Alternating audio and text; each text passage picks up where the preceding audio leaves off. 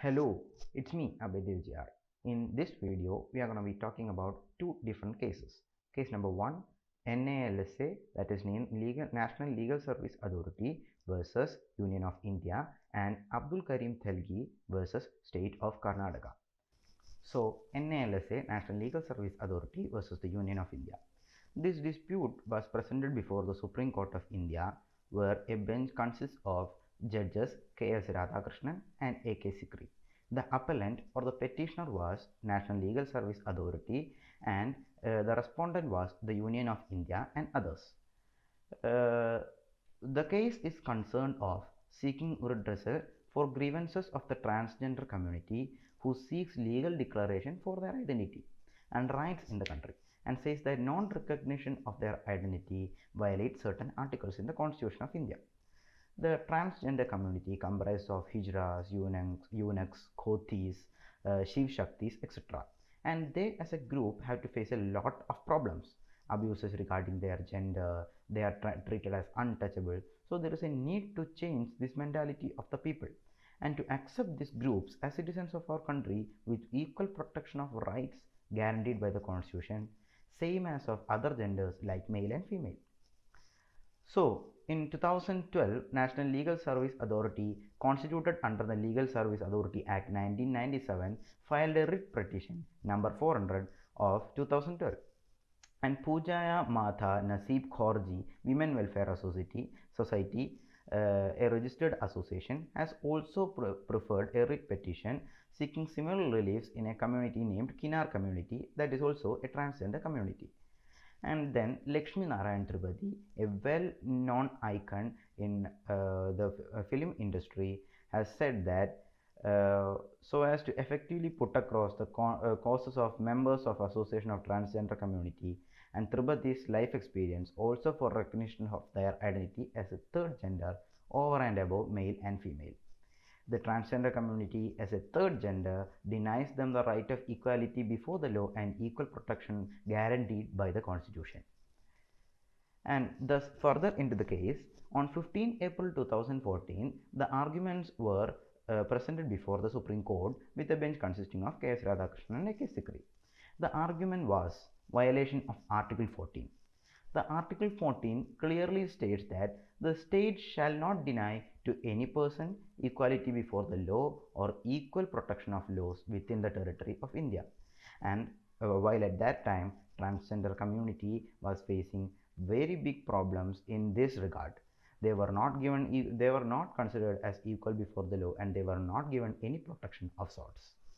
And next argument was violation of Article 15 and 16. For Article 15 and 16 prohibit discrimination against any citizen on certain enumerated grounds, including the ground of sex. In fact, both articles prohibit all the forms of gender bias and gender-based discrimination.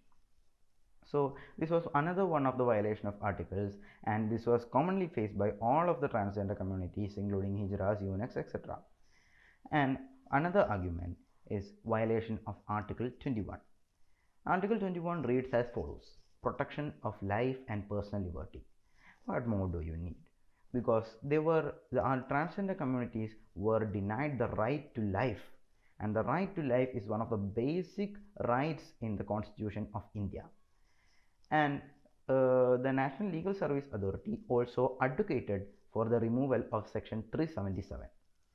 The IPC found a place in the Indian Penal Code 1860 criminalized all penile non-vaginal sexual acts between persons at a time when transgender persons were also typically associated with prescribed sexual practices. So these were the arguments which were presented before the Supreme Court of India, and the judges, that is Radhakrishnan and A.K. Sikri, considered all the arguments which are presented by National Legal Service Authority, and they took into consideration some foreign cases and foreign legislations. Corbett versus Corbett 2. This was a case where marriage between a transgender person and a male happened in UK, and this was agreed by the court. And in New Zealand, Attorney General versus Otahuhu family. This was considered with the sexual action between transgenders. because after being a transgender, they could not perform the normal sexual actions which are performed by men and male and female. Christine Goodwin versus United Kingdom. This was also a same kind of case as of India's case. And certain other legislations of other countries like United Kingdom has passed the General Recommendation Act 2004, and in Australia there are two acts dealing with gender identity, Sex Discrimination Act 1984 and Sex Discrimination Amendment Act 2013. So these were all of the things that the judges considered in order to pass a judgment in the NALSA versus Union of India case. And after all of this, the judgment was that the transgender community has to be granted legal recognition of their gender identity such as male, female or as third gender. So they were given a certain identity, they were given the identity, or they were given the recognition that the law should have given them long ago. They were treated very well in the past, but now they were treated very badly. So to take steps to treat them as socially and educationally backward class of citizen and extend all kinds of reservation in cases of admission in educational institution or for public appointment was passed as a part of the case, and seriously address the problems being faced by the hijras or transgenders such as fear, shame, gender dysphoria and social pressure, etc., and any instances for SRS for declaring one's gender is immoral and illegal. The other thing was the judgment also consisted of certain steps which are to be taken for framing various social welfare schemes for their betterment, and to take steps to create public awareness so that transgenders will feel they are also part of the society, and to take measures to regain their respect and place in the society which once they enjoyed in our cultural and social life. At last, all these steps and judgment was passed in 2014 after hearing all the arguments from National Legal Service Authority. We should really appreciate what the National Legal Service Authority has took initiative to, because transgender community is just humans. Whatever they are, they have the right to life, and all violation of all the articles they have put forward was exact, and the judges considered it. So the NALSA versus Union of India Act is one of the landmark judgment in the year 2014 and in the history of Supreme Court of India. So the next case is Sri Abdul Karim Telgi versus the state of Karnataka. This case was presented before the State of High Court of Karnataka at Bengaluru on the first day of August 2017 before the Honorable Mr. Justice Ravi Malimat and Honorable Mr. Justice John Michael Kunha. And the appellant was Sri Abdul Karim Telgi, also known as Karim Lala, son of Lad Saab Telgi, aged about 50 years. He was represented by Mr. M.T. Nanaya, Senior Advocate, along with Sri K. Hemant Kumar, Junior Advocate. The respondent was the State of Karnataka, Upperpet Police Station, Bengaluru, through Central Bureau of Investigation, represented by Sri Prasanna Kumar, Special Prosecutor, Public Prosecutor for CBI. So, talking about the case, we should further go into what Abdul Karim Telgi did in the past and how this case is very relevant. This case was also known as Scam 2003 and Stamp Paper Scam. Abdul Karim Telgi started a business to export manpower to Saudi Arabia and opened a company, Arabian Metro Travels, at New Marine Lines. He used to create a number of fake documents that would facilitate laborers' smooth passage at the airport, even if their passport had an ECR, that is immigration check required, stamp or other issues that could raise red flags for immigration officials. Telgi moved to more complex counterfeiting when he began to counterfeit stamp paper. He had appointed 300 people as agents who sold the fakes to bulk purchasers, including banks, insurance company and stock brokerage firms, etc.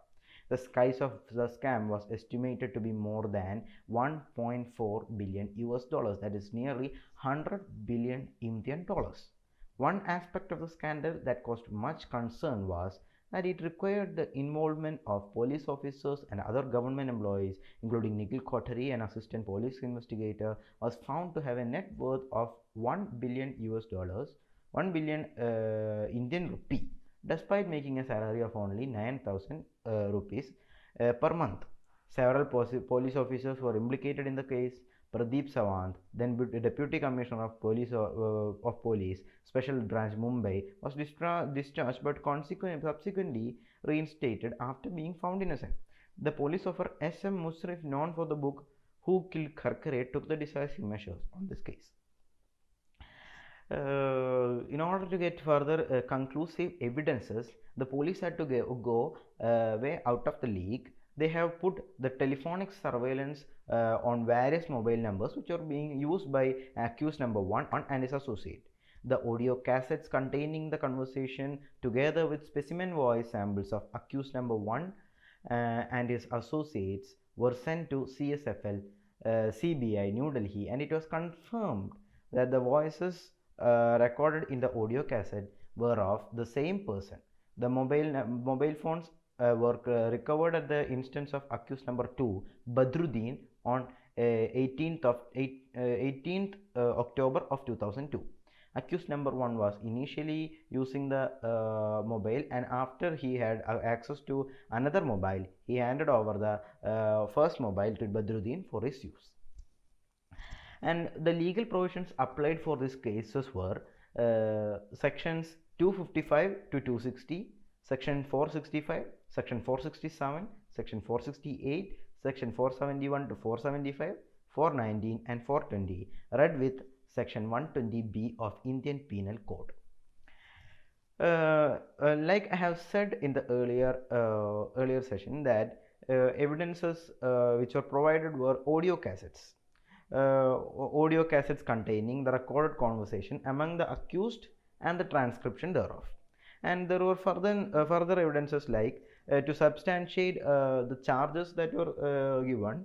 The prosecution examined in all 146 witnesses as PW1 to PW146 and got marked exhibits P1 to P580 and material objects at MO numbers 1 to 230 on behalf of the accused. Exhibits D1 to D6 were marked during the course of cross-examination of prosecution witnesses.